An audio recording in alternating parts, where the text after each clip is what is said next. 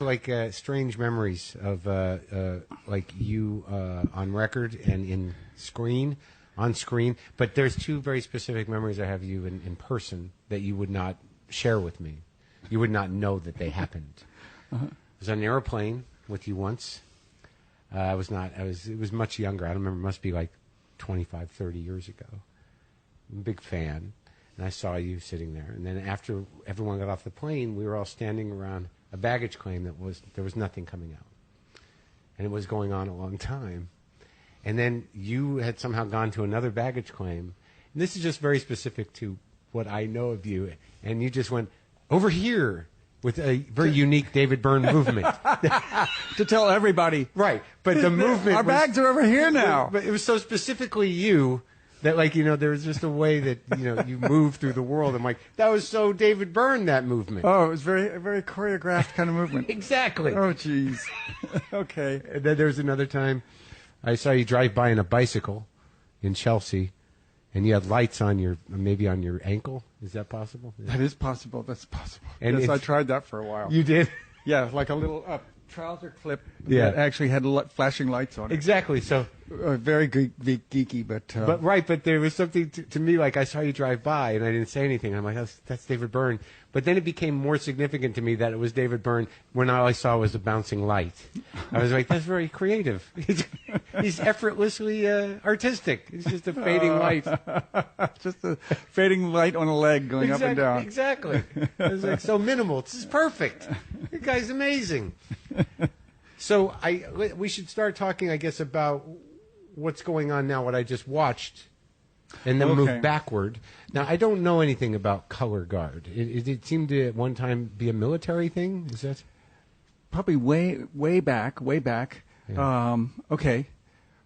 Our really long story short, in mid-June, we're doing these events, these spectacles at Barclays Center Arena in Brooklyn and the Air Canada Arena in Toronto, and they bring together 10 color guard teams and 10 musical acts. So it's color guard doing their thing, like 10 6-minute programs with live music that's been written specially for them. Okay, now, but then you go, well, yeah, but what is that? Right. And I didn't know until recently. Well, it's obviously a culture, like many things have this culture that we don't know about until someone goes, have you seen this? And you're like, oh, my God. That's been around all the time? Yeah. Yes, it's one of those kind of things where it's like, that's been going on all people do that? Yeah. Yeah. So this one, I know that it's during the fall season. It's associated with football, marching bands, drum lines, all that kind of stuff. And they're outside and they kind of get in formation and toss their flags up and toss their rifles up in the air and all that kind of stuff. Off season is when they get more creative, and that's kind of what I saw first. I saw a DVD of their championship because they licensed some music, and so they move into gymnasiums and they get very creative, where it's kind of thematic aspects of dance and tossing the flag, still tossing the flags and rifles, and they sometimes have a message or a story or some subject that they're dealing with. So it's no longer connected with football or marching band or any of that kind of stuff. And they usually use pre-recorded music, song or instrumental or whatever like that. And that's what I saw, and I thought, this is kind of an incredible art form out there in America, kind of vernacular art form. Nobody where I live knows about it. Sure. And I thought, but what if it had live music instead of the pre-recorded stuff that they use? Wouldn't that kind of kick it all up a notch and make it more exciting? So that's what this thing is. And it's, so when I and, our little office here started approaching them, it was like, what? Who are you? What is this? What could this be about? This is not our world. Right. To them, this was like a foreign world intruding into their world. These worlds you're talking about basically the art and music world of New York. And the greater America. To some extent, yeah. There's no color guard teams in New York City, in Soho. As far as I know. No, there's no Soho color guard represented. No, although that could be coming. Yeah. But that's an interesting sort of straddling of worlds that I think you've done a lot. Throughout your career, you're trying your understanding of what America is has sort of shifted and something you've engaged in. I mean, even a song like let's go back now. So even a song like Big Country, where there's this idea of flying over America. What do you think your evolving relationship with the difference between New York and America is at this point? Is that too broad? No. At that time, I intentionally wrote that song, Big Country, that Talking Heads song. I wrote that in a way to kind of have this kind of cliched idea of the New Yorker, bohemian New Yorker, kind of looking down their nose at the rest of the country. Yeah. And so yet, there's a satire. It's a little bit of a satire, but it's also a satire of kind of the image of what I'm supposed to be. Right. Oh, I'm supposed to be that kind of jaded New Yorker who looks down on the countryside. But you're not. But I'm not. Right. I'm not, or at least I try not to be. Right. And over years, I've kind of chipped away at that. I find things going on out in the country that and I go, that's incredible. And it's kind of completely under the radar somewhere else. And look what they're doing out there. We should learn from that in some cases, or we should appreciate that. Elevate it. We should elevate it. It's just as good as any of the kind of fancy schmancy stuff that's Sure. going on here, and they're doing it by themselves, and nobody in the kind of whatever the world of New York Times or whatever else knows about this stuff. Right. Wouldn't it be nice to give it some support or put it in a new context where people kind of look at it in a different way? And Yeah. they don't just see it as, oh yeah, that's crazy stuff that high school kids do. Right. Well, it's interesting that dialogue though is that because even through true stories and all because to me in my mind when I was younger that what you were doing with the Talking Heads and even after the Talking Heads was so specific and so uniquely yours, but also very specific. It was an integration of popular culture, popular music, and the art world. Yeah, to some extent. Yeah. You seem to be the guy that it ran through somehow or another. Okay. And I never felt that any of it needed to be distant or hard to understand. Right. Or I felt like there's always got to be a way to make it accessible. Right. No matter how arty it is, you can make it accessible. If it's a cool idea or makes you feel good or whatever, there's a way to do that without it being like, oh, that's not for us. Yeah, that's Who not do for they us. think they are? No, you can make it so it's kind of accessible to everybody. Well, when did you start thinking that way, though? I mean, was it before the music? I mean, was it something that you entered your creativity knowing that you're like, I can make this understandable, or I can make, what I do mainstream in a way? Yes, yeah. I think I heard that in the music growing up, when I was growing up. Stuff in the late 60s when I was in high school, early 70s, and whether it was R&B or rock or whatever it was called at that point. What were you listening to, do you think? What was it? Really, really normal stuff, like rock stuff, like whether it would be the Beatles or Jimi Hendrix or whatever. Right. Any when was your kind of first stuff. memories of music? Like, how young were you when you started playing things? I must have been about 13 or something like that. When you started playing instruments? Trying. Yeah. Not very well. What was the first one? Oh, I remember trying to play guitar, but I had violin lessons as a child. It didn't take very well. No. But thank goodness. Yeah. And you wouldn't be doing this color guard thing if you were a violinist. But some of the rock groups, some of the R&B groups, whether it was Curtis Mayfield, Temptations, whatever, they all started getting a little more experimental and adventurous in kind of late 60s, early 70s, and kind of people doing all kinds of different things, Isaac Hayes, whatever. Sure. Not to kind of make any kind of nostalgia. I don't have a nostalgic bone in my body, but that's when I grew up. That's when I heard that stuff, and I thought, this is possible. It's possible to do really kind of not difficult, but sophisticated stuff that's experimental, that pushes the edge, and it's still popular. It's still in the top 40. Sure. And it still appeals to ordinary people like me. And I listen to it and I go, wow, that's really innovative, and yet it's still in the top 40. And that still happens. But that was really formative. Well, it's different then because, I mean, you're at least old enough to remember that, a pop song was a pop song. There was no experimenting. I mean, when you were a young child, Yes. you had the first verse, the second verse, the refrain, then maybe a little instrument, and then the Exactly. closing verse, and you out. had to do that. Yeah. And that was it. And then you hear people kind of breaking the mold and changing the way the music sounds and the kind of words that they use and all this kind of stuff. Yeah, the 60s broke it all open. Yeah. And so I thought, okay, that is a possibility. When you say you don't have a nostalgic bone in your body, what does that mean, really? I don't look back as like, oh, that was a golden age, or things were better when New York was Right. shittier, or... Not at all. You don't do that. No, I don't do that. I mean, there were you can look at certain things and go, that was a good aspect at a certain time, but I don't look at it like, oh, things were better then, or I don't think like that. Well, because I was thinking about this coming over, and because, like, I know, like, it's interesting, because, I looked at your book. I was at McSweeney's, I think, in San Francisco when I first saw the hardback cover of the new book. What's it, the new How Music Works. And I looked through that, and I'm like, oh my God, he keeps working, he keeps doing things.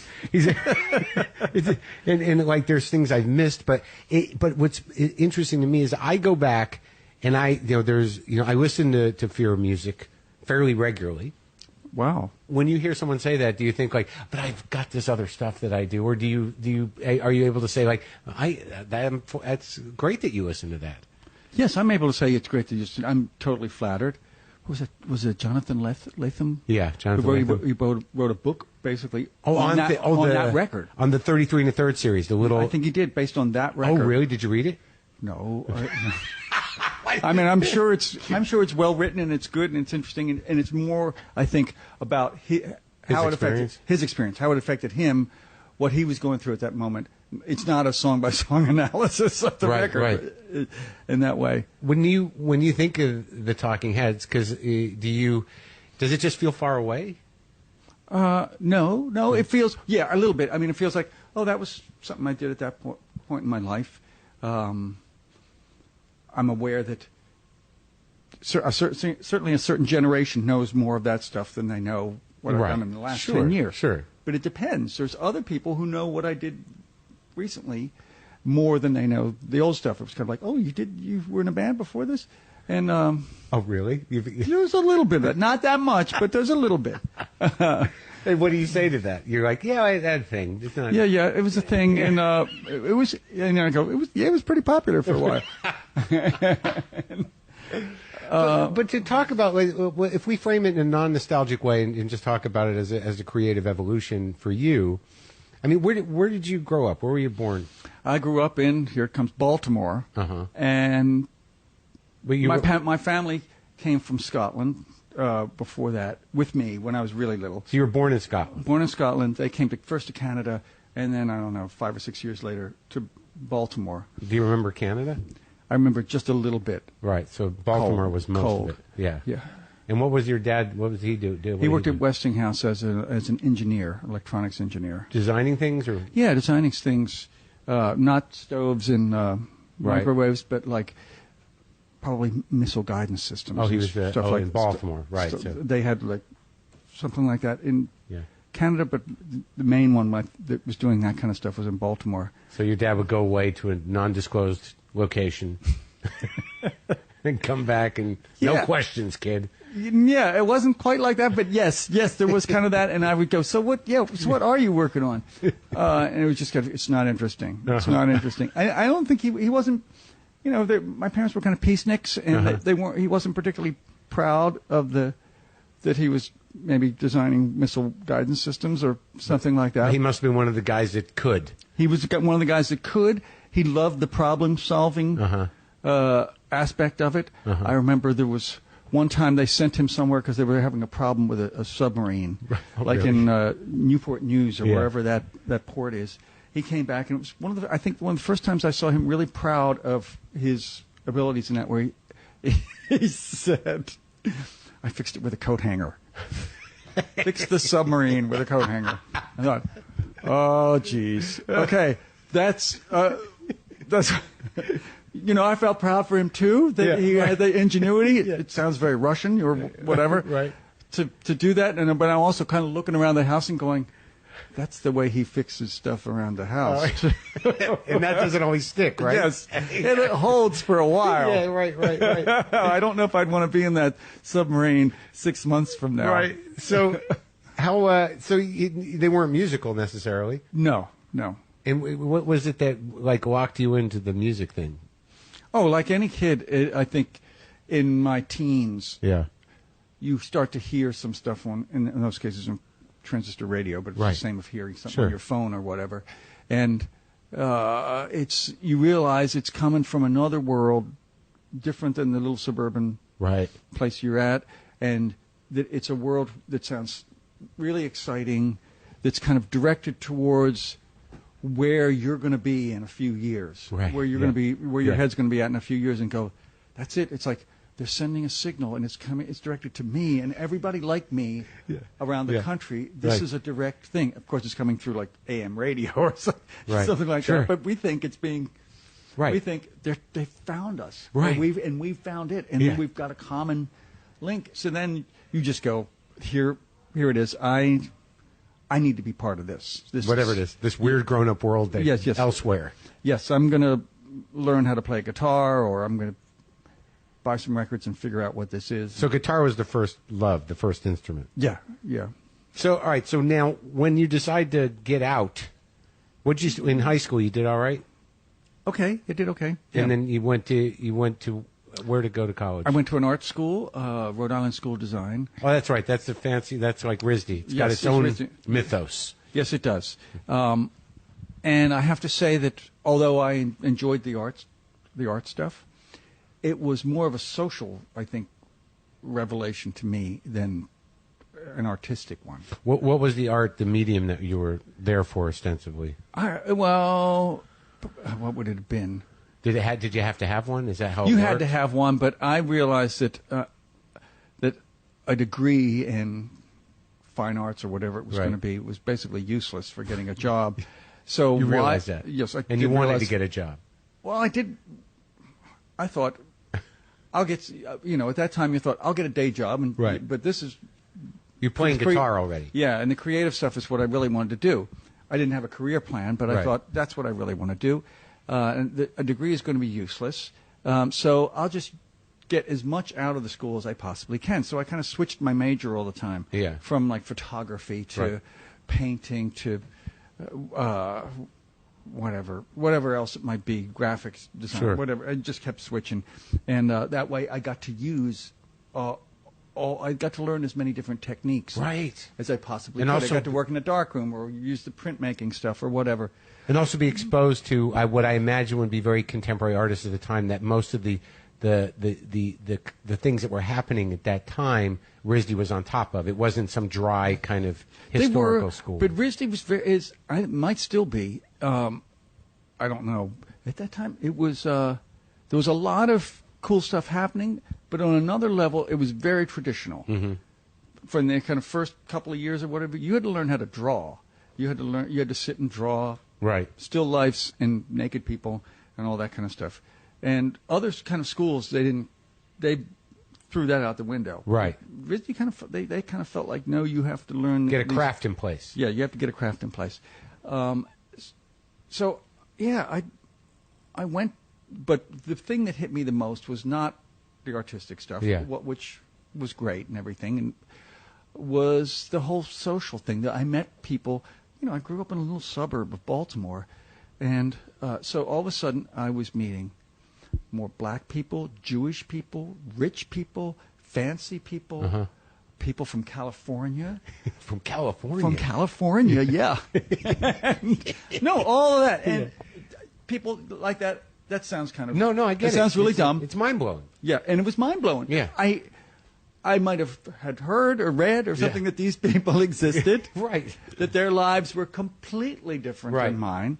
Their upbringings were completely different. But you might have heard about it or read about it, but you can't really imagine it until you're talking with having a beer with somebody. Sure. And they're just talking about how things were when they grew up, and you realize that is not my world at all. Yeah. That person is from another world. Yeah. Their references are completely different than mine. I still feel that.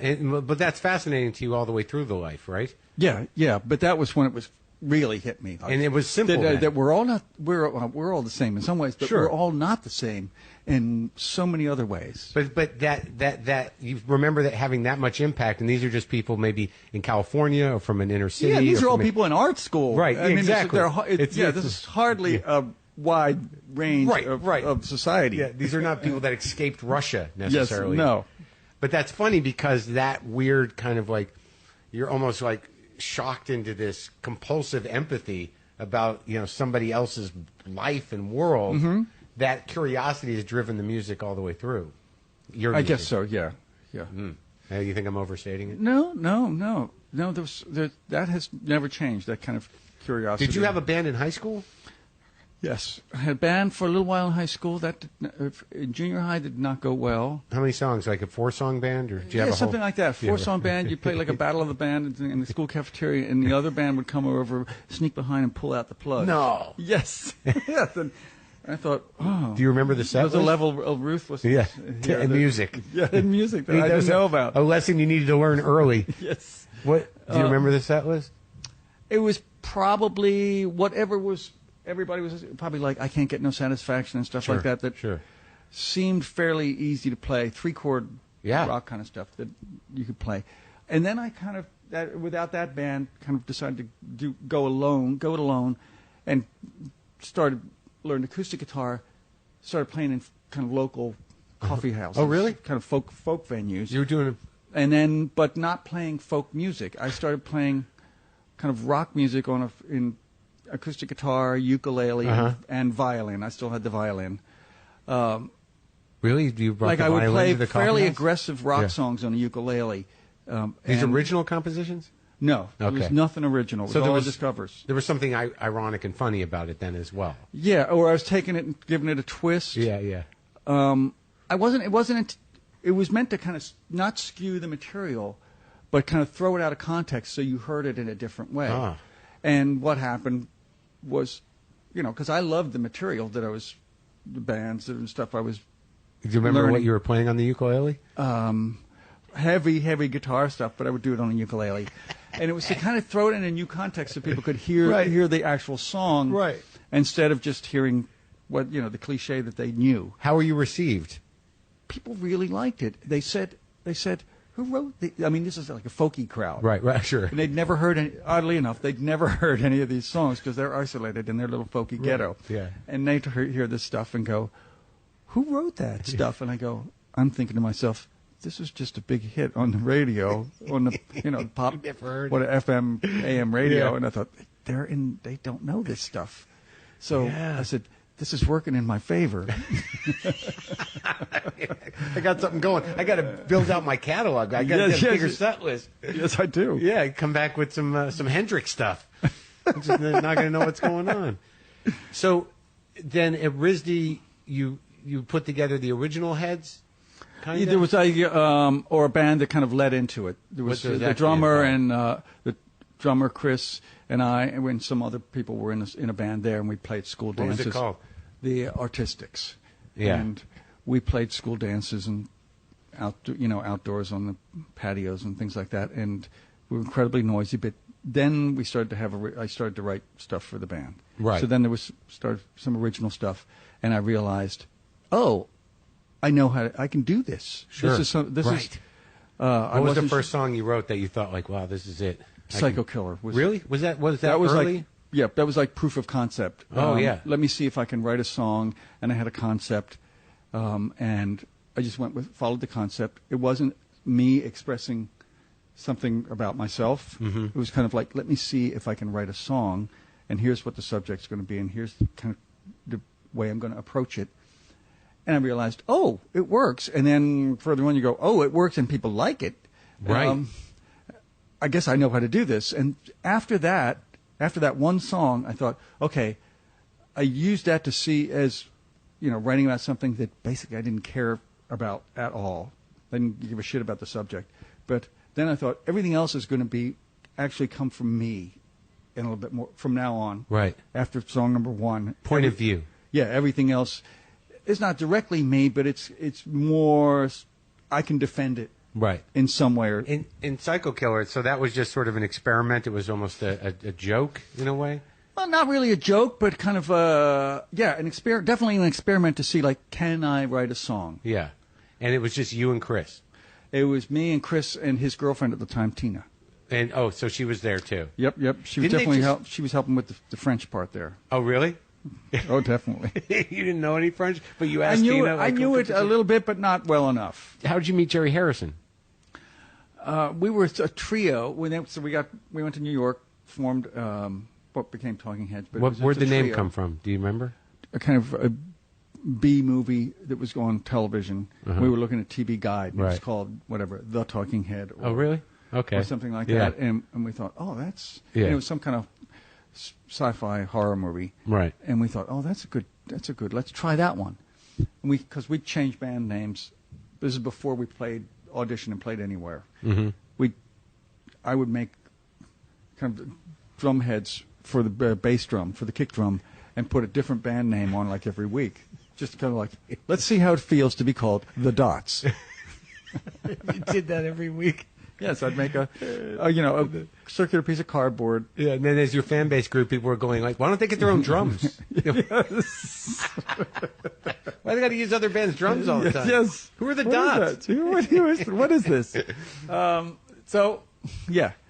Eventually, we realized, okay, we got this. We can kind of do this. I think we need to have a fourth person to kind of actually flesh out the sound. And we were all big fans of this group that Jerry was in, the Modern Lovers. Jonathan Richman. Yeah. It's a great record, that first it's record. just amazing. And so we knew that Jerry was sort of, I guess what you would say, out of a job. In some way, that band kind of parted ways. They did quickly, right? They did it fairly quickly. Right after they recorded these incredible demos that got released as a record, Jonathan decided that he wanted to go kind of more acoustic and Right. and whatever. More childlike. And that stuff was a little more too aggressive and Interesting. sad or angry or whatever for him.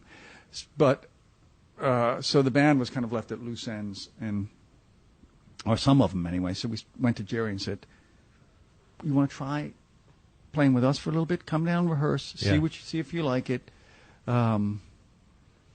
And we tried a few gigs, we did a gig in like Worcester, Mass, at some little places. Worcester. Yeah, to see if Jerry liked the idea, because he was really scared of dipping his toe in the water. Really? After he'd just been through the band. So he's a little heartbroken. His heart was broken, and Yeah. he didn't want to I'm not going to go back into that. Right. And eventually he did, and Yeah. it really kind of took us to another level, because then with four people, the songs, everybody wasn't trying to carry everything in the songs. Right.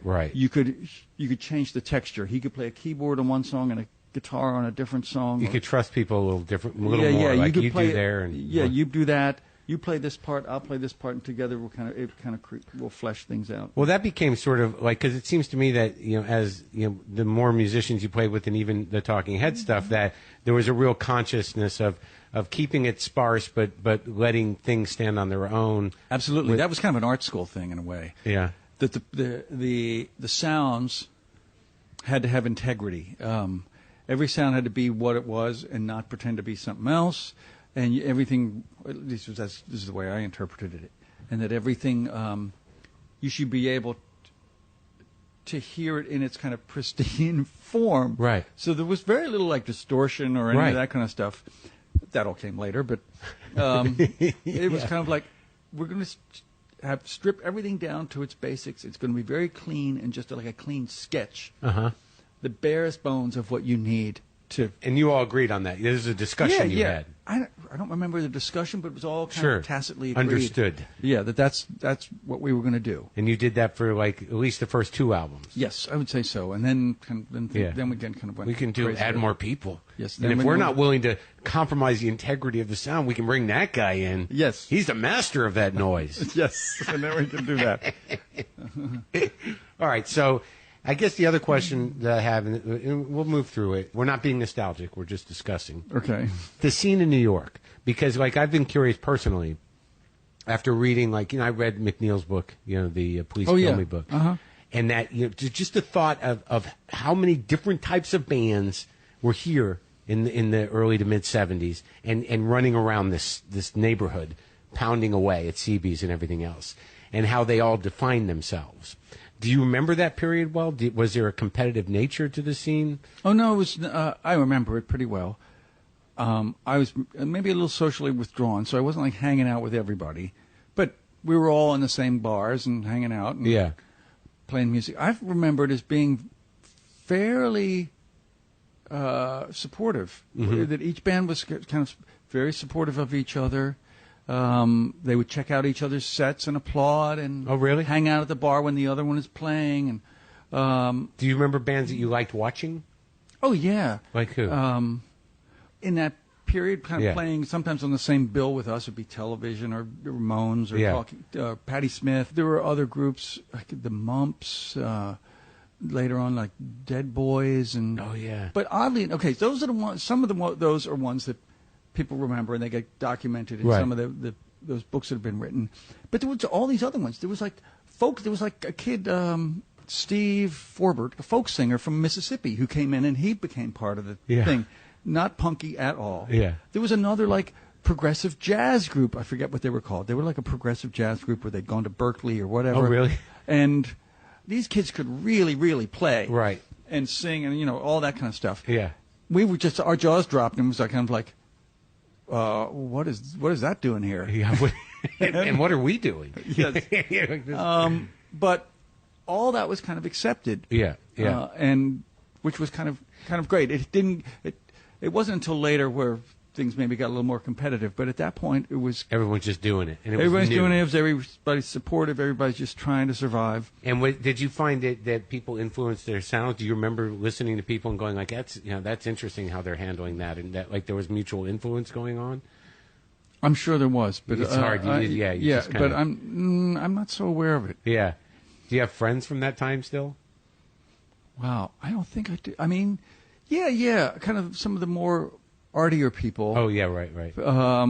I sort of hang around. I'm still hanging around. I'm in touch with it, but musicians, some of it. The musicians, not as much. They get pretty beat up. Some of them. Some of them do. Some of them yeah. Like I listen to the song "Heaven" a lot because I think it's hilarious. Mm-hmm. Was it supposed to be hilarious? Well, it was supposed to have a little twist. I have a little twist in the lyrics there, and. Do you write for comedy sometimes? I do kind of. If I can make myself laugh or chuckle or go, oh, that's the craziest idea, or I don't know. Sometimes it's a very small laugh. It's kind of an amused laugh. Well, heaven is a place where nothing ever happens. Yes, no, I thought I can defend that idea as a concept. Yeah, but it is backwards from what you expect. What the assumption is. Yeah, backwards from the assumption. Right, but I can defend it as an idea. Yeah, and, I think it is defensible. Yeah, and so I thought, it's not crazy. I'm not just doing this as a kind of crazy joke, but at the same time, it is kind of, you get a little bit of amusement out of it. Right. But I like the idea that it's not offensive, and if you really think about it, you're like, wow, that is kind of true. It might be a little boring up there. Yes, it's all good. It's all perfect, and it just never changes. It's all the same thing over and over again. And there's another song, I think, from that same album called Animals, where I had the idea of like, everybody thinks we think of animals as being like more pure, more ideal, more less corrupted, whatever, than we are. Yeah. And I thought, I'm going to write from the opposite point of view, that animals are fucked up and horrible, annoying, whatever. They don't know how to be, whatever, all the kind of things like that. And somehow you put it into a song. What sounds like an intellectual idea or a joke or whatever when you start, you put it into a song and you sing it, and you've suddenly invested this, what might be kind of a goofy idea, with all this emotion. Right. Because it's being sung. Yes. With a groove and everything else.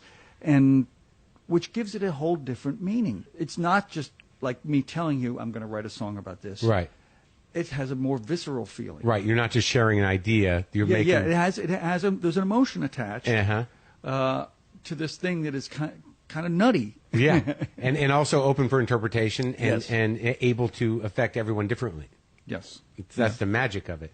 So now I think that we can, without getting hung up on and now I'm self-conscious about the past, but the relationship with Brian Eno lasted up till it still goes on. Oh yeah, yeah. I saw him a couple of weeks ago. Now, how did that start? How did that creative relationship start? Because it happened in the second record, and it lasted throughout your career. We were fans of his from Roxy Music and some of his other stuff that he'd done. The solo stuff, right? Yeah, a little bit. Some of the solo stuff that we knew about, and this would be late 70s. Right. It was quite a while ago. Another musician that we knew from CBGB's in downtown New York, this guy John Cale, who was in Velvet Underground. Right. We were doing, I think, our first ever London gig. Okay. And Cale happened to be there, but he'd seen us a lot in New York, and he brought Brian and said, "Oh, this is Brian. I think you're going to like this group." Right. And we got along really well with him. We just chatted and, yeah, blah, blah, blah, blah, blah. And we weren't talking about music. We were talking about who knows what. Right, yeah. Which was exciting for us to have a kind of, in this case, a producer or somebody like that who could talk about other stuff besides music. Like what?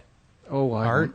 Yeah, art or science or... Sure. The one thing that amazed me about him was he said that his favorite band was the Velvet Underground, specifically because of, I think, the way that they produced. The sound sounded produced. Like, and I never really put it together why that would make sense, but when you listen to, like, Live in '69 or something where there's long periods of and you can hear the rhythms, kind of layered up like that, I could see how that would influence him. But at that moment, like, I realized that his musical sensibility was vast and very unique. Mm-hmm. You must have influenced each other through this partnership somehow. Oh yeah. I think it was kind of mutual. He was kind of shortly after that he was writing stuff that was his attempt to sound like us. Right. And of course we were already fans of his stuff. So yeah, we started working together with him producing our records. And how does that, like, I never quite understand what is that? Because when I listen to, like, My Life in the Bush of Ghosts, like the stuff you just did with him, and then you listen to the Talking Heads album, they all are fairly different sounding. But I mean, what is that dynamic? How does the creativity work between the band and a guy like Brian Eno? What does he say?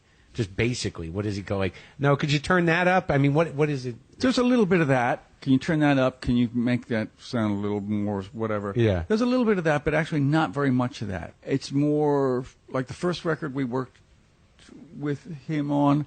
He basically just said, "You guys sound great. My job on this record, anyway, is just basically to capture what you sound like live, but do it in the studio." And that was Fear of Music? That was the one before that. It was called More Songs About Buildings and Food. Okay. Yeah. And then Fear of Music was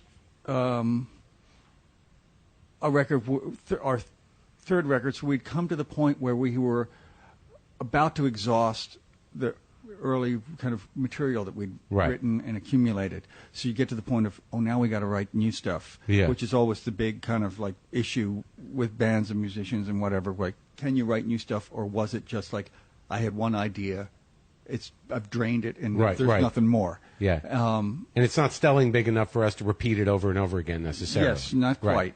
Right. So we still had this incredible fear of recording studios. It seemed like a foreign environment. The third record. Yes, around that time, but just all, in general. And he sensed that.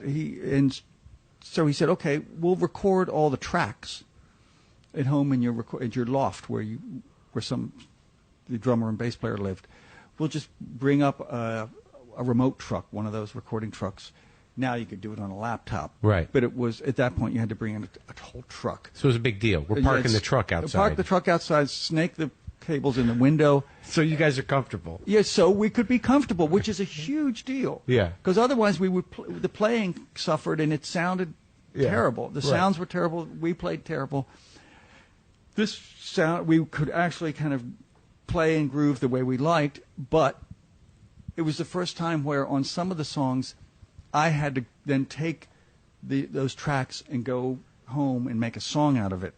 It wasn't a finished. It wasn't a finished song. So you'd write in the improvisation would be the writing of the song sometimes. Yes, sometimes it'd be an improvisation. Sometimes it'd be something that I would say, to the band, do this, and then do this, or repeat some kind of jam that we did. Right. And I realized we can do that. I can write lyrics and a melody over it, and voila, it's a song. And I think Brian saw that too, and maybe he'd written in that way in the past as well. So kind of, step by step, it kind of takes you to not just that's interesting. Not just turn that louder and make that softer, but your way of writing and evolving creating, the sounds. Yeah, the whole thing evolves. It's layering. In a way. Layering in a way and creating things in the studio that way. Right. As opposed to coming up with a pop song. Yeah, and then going, pow, there you go, and boom. Yes, which is not to say that that's invalid, but just to say, here's another way of working, and you end up, by working this other way, you end up with stuff that you would never come up with if you just sat down and tried to write a pop song. Right. You end up with kind of more kind of weirder sounds and outer arrangements because you're not thinking about, here's the chorus or whatever. You're taking chances and you're jamming. Yeah. And so that was great. Yeah. And then you started to add by Remain in Light, then you're broadening out the musicians. Yes, we're adding other musicians. We're taking that concept even further, where we go into the studio with almost nothing. And nothing. Almost nothing, which nowadays I would consider it an extravagance. I mean, we were doing all right commercially. So we could afford to spend 2 weeks jamming in the studio and just saving the good parts. But that's when at that point in the studio, were you involving, how many did you bring in musicians to do certain things? No, it was basically just the four of us. Okay. Some other musicians would come in and do overdubs, and it gave the mistaken impression that we were a larger band in the studio, because when we then had to reproduce that live, we had to double the size of the band. Right. Because we'd kind of done all these crazy overdubs and with Byrne Worrell and Fripp. All those people. And Adrian Ballou was a part of that too. Yes. Well, how's that guy doing? He's doing great. He's like a record producer and does his own stuff in Nashville. Yeah. That doesn't mean country. It means Right. So he's down there. Yeah. I learned a lot about a lot of different people through you. Through people that you that was the other thing that the Talking Heads and David Byrne, solo and with the Heads, brought to me as just a kid or as a guy who was trying to learn about things. I'm like, who's Twyla Tharp? This record's fucking amazing. What goes with it? Like the Catherine Wheel. Yeah. I listened to the hell out of that record. Well, I never saw it. And I was in college. I should have been seeing things, but the Knee Plays too. When that came out, I'm like, I love this record. I have no idea. I know Robert Wilson. I know there's ladders involved, and it's long. Yes. There you go. And I got it. I read about stuff, but I wasn't getting out into and doing it much. So that stuff blew my mind. But the whole Byrne Eno matrix of people like John Hassel and Fripp and Ballou, these were all a type of music that was very rarer to me. It was rare and exotic. Yeah. And that was in a way me reproducing, or us reproducing, kind of the experiences I had. With the transmission. The adolescence and whatever. You were sending out, it was your version of the now signal. It's my turn to do that. to make people go like, where's this coming from? Yes, to do the same thing that happened to me, but now. Well, you did it. Yes. To some extent, yeah. Because I've talked to other bands, and I know other bands have had problems with it. I have to assume at some point you looked out at an audience and said, how is that guy like me? Yes. Yes, that's true. But yes. Is this, have I been misinterpreted in some way? Yeah, exactly. I remember that we had a song called Life During Wartime that had a chorus that goes, "This ain't no party, this ain't no disco." What it was meant to imply was, I don't have time for nightlife because I'm involved in urban revolution at the moment. Right. Excuse me. Yeah. But because of the wording, it came out at the exact time where it seemed to be this conflict between kind of disco music, discotheques, DJs, and kind of live hard rock music. And it was like there was a lot of racism involved in that kind of schism. And so the song was picked up as being like an anthem. An anthem of this ain't no disco. Yeah. And we don't, basically to say we don't like disco music. Right. That's for whatever. Yeah. Fags and black people. Right. And so, but it was never intended that way. Right. And I realized, things can really get misinterpreted. And how worried do I have to be about being clear? Right. Is this something that's really going to obsess me? And well, it's a repercussion of mainstream success in a way. Yes, of course, and the ambiguity that's in music, a lot of music and songs, and Uh-huh. that's part of the greatness of Right. the form. Right, is that it can be misinterpreted by morons and used as an anthem for negativity. Exactly. Yes, there you go. That's the liability. Yes, like whatever. Ronald Reagan wanting to use "Born in the USA." Right, whatever. exactly. Yeah, it's tricky, huh? Mm-hmm. Did that make you recoil? I mean, did that like once the top of the Talking Heads popularity, was there an element of you that was like, I got to pull back and insulate in a different type of creativity? To some extent, yeah. To some extent, I felt like I don't want to be a big pop star. Right. I have all these interests, and I want to maintain that. Right. And keep be a balanced, interested, curious human being, and not be sucked into the whole world of celebrity and repetition. And repetition, and then you're expected to do Right. something like the thing you did before, Right. or you always have to top it, or it always has to be bigger and better, or Right. whatever. And I just thought, oh, that's like a treadmill. I'm not sure I want to get on. Yeah, and also just the fight, the fight, to maintain and grow your creativity in the face of the record business. There are people who can do it. Yeah, I mean, not forever. Yeah, usually not forever. And I just thought, oh, I'm pretty happy. I'm not sure I want to Right, and deal with that. And I imagine that when you guys were making music, Chris and Tina, Jerry and you, that was very highly collaborative, right? I mean, for the most part. For the most part. Yeah. It depended on the record. Sure. Do you get along with them, all of them? I get along with Jerry. Yeah. The Okay. others, we don't get along. Oh, really? Wait, just from old stuff? Yeah, kind of old stuff. Yeah. Yeah, that's sad, right? It is sad. Yeah.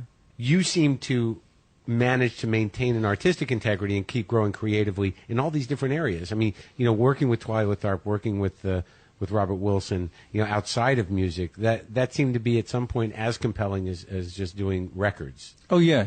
It had the feeling of the same feeling, some of it anyway, had the same feeling of the kind of excitement and genre breaking and curiosity and let's see what happens and experimentation that I felt music was supposed to have also. Right. But here it was happening in theater or dance or some various other mediums, whatever it might be. And I thought, oh, it's the same feeling, the same vibe, the same excitement that Right. I first started getting from music. Right. But it also exists in some of these other areas as well. And you can be part of it. And I can be part of that. And I thought, that's interesting. That's thrilling. Well, it's interesting because in music you can integrate, like in a lot, as you grew creatively musically, and you integrated a lot of different sounds and rhythms and textures from other countries and other types of music. That with film, music is an integral part of the process, but it has to be collaborative. So you are actually part of filmmaking if you are asked to be. Exactly, and if you're doing that, you're expected to collaborate, give and take, and honor the vision of the director. Exactly. I imagine, and not every musician enjoys doing that. Right. That kind of puzzle solving or creatively supporting the vision of. But you like somebody doing else. it. Yeah, I thought it was great. A great challenge. It was really to solve that puzzle, but do something kind of exciting at the same time. You probably have a little more freedom with dance, I would imagine. Yeah. Yeah. And with some film stuff, Yeah. the director will kind of give you kind of a little bit of carte blanche, and then they'll go, yeah, but that one didn't work. Right. Who? And you've worked with Bertolucci. Bernardo Bertolucci, yeah, right. And then with Jonathan Demme a couple of times. And Well, he's great. Yeah, you did some of the stuff on Something Wild, right? yes. And then you did your own movie, which I loved. Well, thank you. I mean, I went and saw it immediately. I mean, like, I forget sometimes just how into what you do I am. Like, Oh boy. yeah, I know, but no, but it's true. Like, because I was very excited to talk to you. Like, what was that movie based on for you? It was based on True stories we're talking. a movie's called True Stories, and it was set in Texas, and it followed a bunch of kind of quirky characters, all in a little town in Texas. Right. And their stories and their characters were based on a lot of odd human interest stories that I'd read in the Weekly World News, Okay. which is kind of one step down from the Inquirer. And you kind of played this sort of like guide. Yes, I was a guy from out of town Right. who was kind of the guide and was kind of interested in what was going on in this town, that they were going to have they were going to put on a show, the people in the town. Yeah. I was interested in talking to them. I was fascinated by them, and to try and fit in, because it was Texas, I wore a Western outfit. Right. Of course, Big hat. nobody else, big hat, Yeah. Yeah. the jackets and everything Sure. else. Nobody else wore a Western outfit, but for some reason, being the out-of-towner, I thought that's what I should do to blend in. Right. And That makes sense. it was kind of interesting in that. Well, I had a great time doing it. I really loved it, but I realized that in some places, it was perceived as being hilarious, and Texans in particular loved it. They did. Yes, they did not think it was. They thought the way it made fun of kind of the little quirks of Texans and all that kind of stuff. They loved that because they were actually kind of secretly proud of how kind of odd and quirky and Sure. whatever they can be. Right. Other people thought that it was being deeply ironic and Condescending. to them, which was never intended. It was more. The intention was more like what I described with the color guard stuff, to kind of really celebrate the kind of uniqueness and originality and quirkiness and kind of vernacular creativity that goes on out in the middle of nowhere. And I realized this again just the other day too, that sometimes if you present things almost verbatim as what they are, because you're a New Yorker or whatever. Well, you're David Byrne. Yeah, and some of the people who are looking at it are sort of whatever arty types as well. They bring the irony to it. They look at it and because they look down their noses, or they assume that assume that I look down my noses at people in a small town in Texas. Then they view it through those goggles. Right, and they're not willing to take responsibility for their own condescension. They're going to hang it on you. Like yes. Yeah. And they just assume that I'm like them, and so I'm going to, and I'm Right. feeling the same way, and that I couldn't possibly Be embracing it. and be embracing it. Yeah. That's interesting. And I wanted to also say the knee plays. Yeah. Where are you going with this? Well, I thought that was was a celebration of American music, Yes. Yeah. That was originally I wanted to like Gershwin almost. in some ways. It was kind of problem solving. It was done for a theater piece, this Robert Wilson theater piece. I can't imagine what's he like. Is he still around? He's still around. He works mainly in Europe. He gets there's more funding. You guys were buddies. I mean, did you? I worked with him twice. That's pretty. That's pretty good. Yeah, that's pretty good because it's Big projects. It's a big project, and it can be pretty bizarre. The whole working And it's so thing. weird because I came to it just as a record, and I listened to it. I just got it. I had to go find it again. I got it again, and I listened to it, and I love it. So it's problem solving. What were you going to say? It was problem solving. You knew that in this particular case, the theater stuff was going to be done in these short little segments. Mm-hmm. There was going to be, scenery being changed backstage, so there might be a little bit of noise. So the music had to be loud enough that it would cover up that stuff. So I thought, okay, brass instruments. We'll use brass instruments. So you wouldn't hear the noise. Yes, it would cover up the noise of the big sets being moved across the stage. Horns. Need horns. Yeah, we need some horns to do this. That'll do the job. Horns and drums will do the job. And a lot of Bob's stuff is very kind of trance-like, and this is he's as a visual director. This is part of the Civil Wars, right? Yeah. And so I thought, well, there's a lot of kind of the groove and in a lot of brass band music, especially out of New Orleans, that kind of thing, that has a little bit of that, but it's a lot funkier. I mean, it kind of moves your whole body, and it's not just kind of a repetition. And I thought, maybe I can do that. Maybe I can bring a little bit of swing and funk into that kind of repetition and trancey kind of thing. And so I first tried to work on the material with the Dirty Dozen Brass Band out of New Orleans, and I went down there and hung out with them and tried to do that. Didn't work because I had kind of everything written out. Yeah. And they kind of do head arrangements. They kind of work things out in their heads and through rehearsal and playing in clubs, and they kind of work it out that way. And I realized, okay, this is a mismatch. Right. But You're not going to be able to get them to follow what you need. No. Right. And so I worked with, other musicians, Right. great musicians, and it worked out fine. And you can write the music? No, but I could kind of do it track by track. Like I could Right. play the Right. trumpet line on something else. And that's how you built it out. Built it up that way, and then occasionally would write these odd little kind of stories to go over some of the songs, these odd little scenarios that who knows what that was about, but I really enjoyed it. But that's the kind of things he does, where it's about layers. There's visual stuff. Mm-hmm. There's a layer of voice and maybe speaking or singing or whatever, and there's music.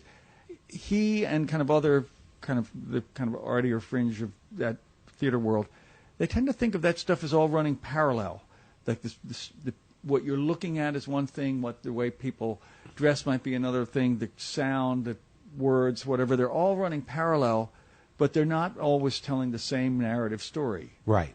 It's more kind of an impressionistic, right. surrealistic thing going on where it all exists simultaneously, and when it works, it's very, very ambiguous, and you can kind of...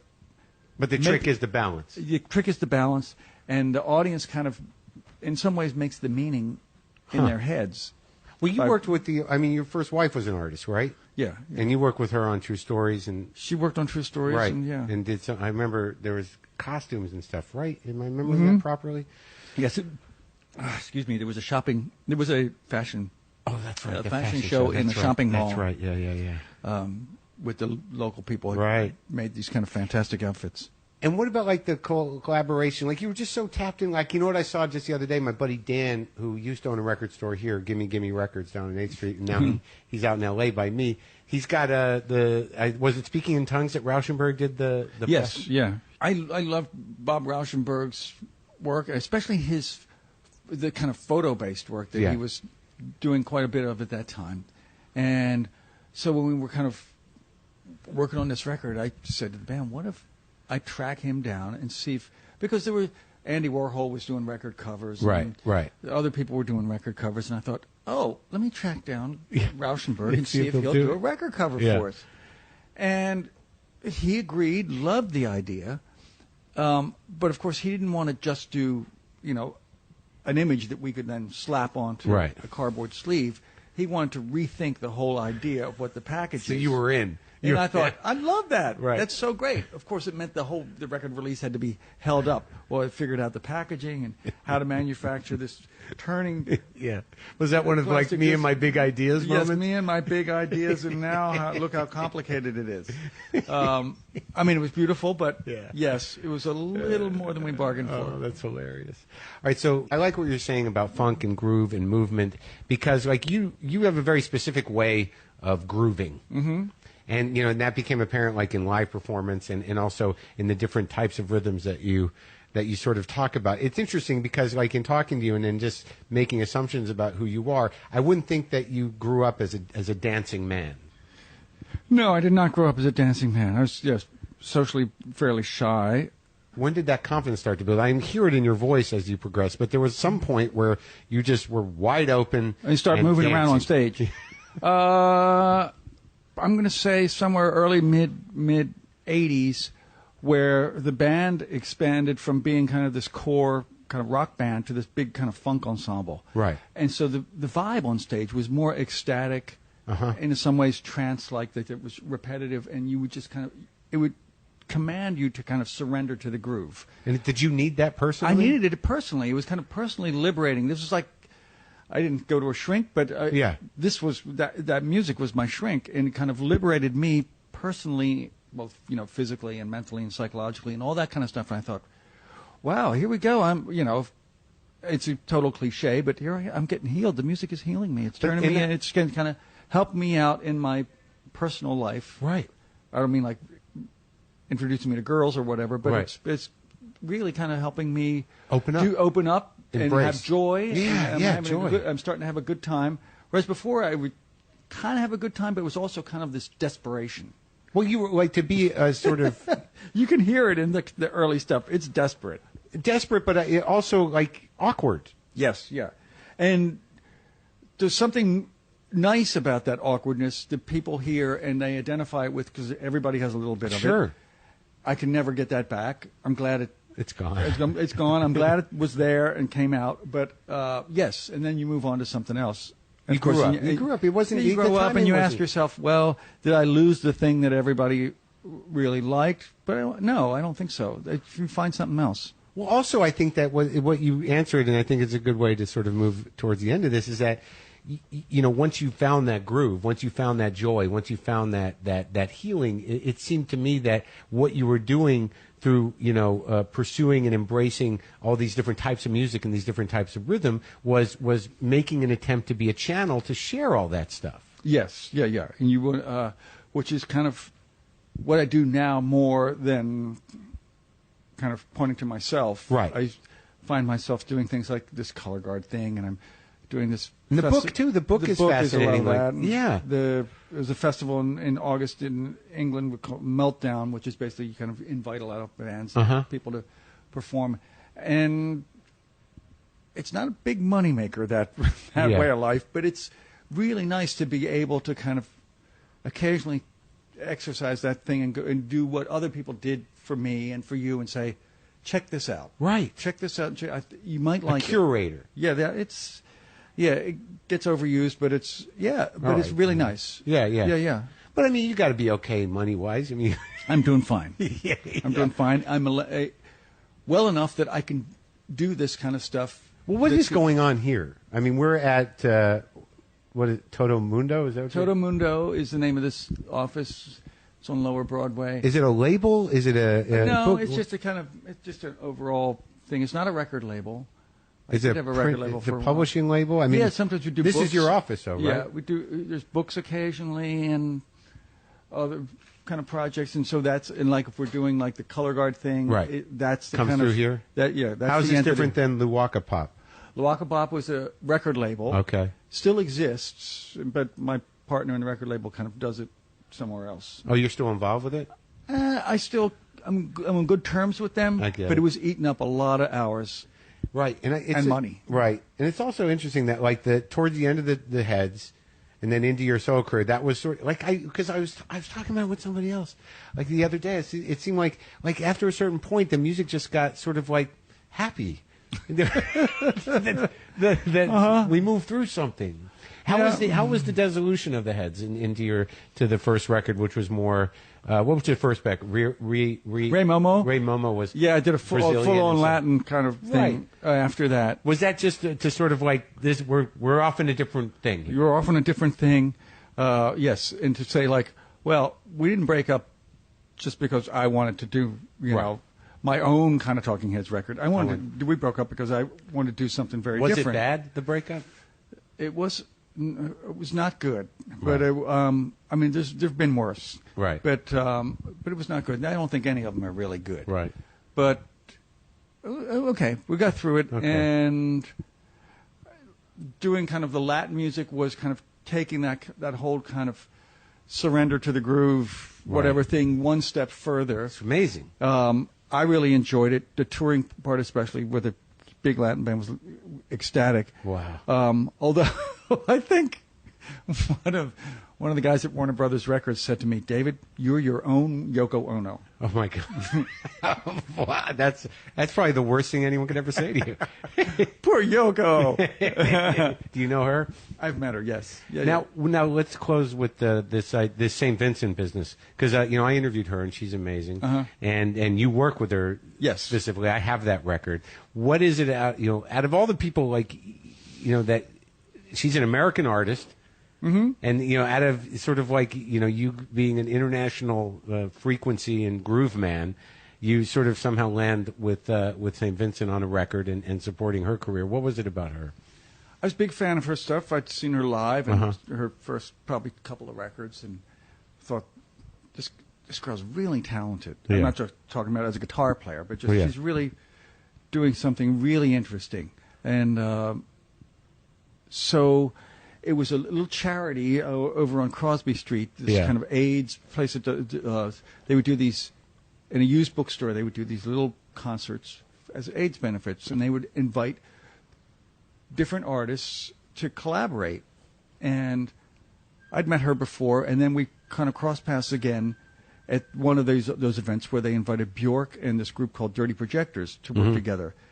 And Dave from Dirty Projectors, when they did that, he just went with it. He wrote 6 new songs for this little tiny, place the size of this. And I thought, geez, he's raised the bar awfully high for just doing a benefit in a little store. Yeah.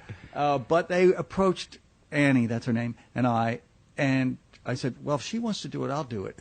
And it's almost like a challenge. It was kind of a challenge. Yeah. And I said, okay, Annie, she came and said, let's do it with, a lot of brass instruments. And I said, that's great, because then you don't have to have a big sound system in a little bookstore. Yeah. And I said, let's just try a few things. And if it works, great. And if it doesn't work, we quietly put it away and nobody knows it ever happened. But it worked great. And we never did do the show at the bookstore, but they got benefit money from other shows we did.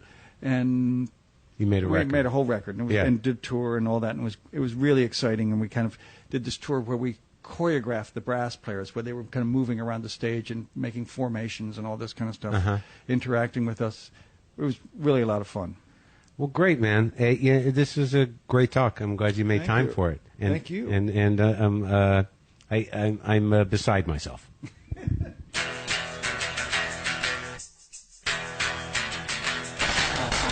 All right, that's our show. Wasn't that amazing?